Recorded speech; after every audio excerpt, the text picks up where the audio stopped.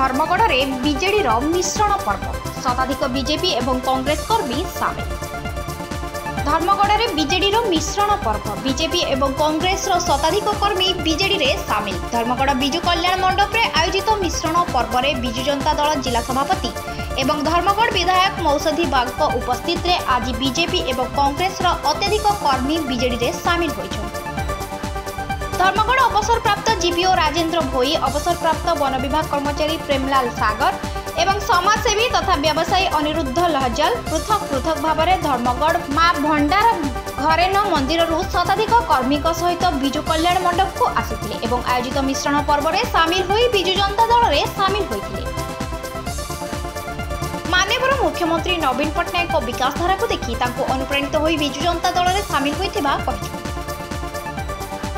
दल में सामिल होइथिबारु समस्त को अभिनंदन जणाइछन्ति जिला सभापति पुष्पेन्द्र सिंह।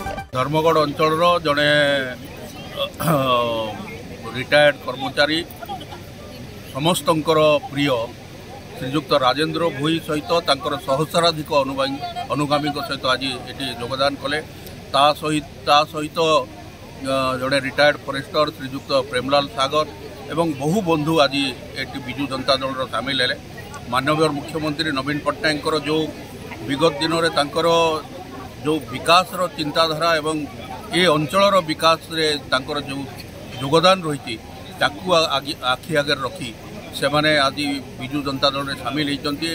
जिला सभापति भाव में मुझे समस्त को आज स्वागत करुच्ची एवं तांकर योगदान रे बिजु जनता दल आहरी संगठित हम और आहरी शक्तिशाली हम।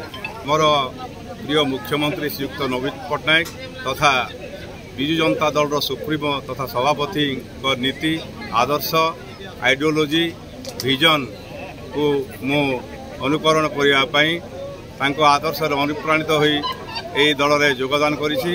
भविष्य में मु मानव सेवा करि समस्त अंचल विकास समस्त उन्नति ए बिजु जनता दल रे से प्रकार नीति आदर्श अच्छी। मुख्य स्रोत हूँ ट्रांसफॉर्मेशन आ विकास सबुआड़े विकास धारा चली रही से दृष्टि रखी मु बहुत प्रीत ही बिजु जनता दल में योगदान करुछि।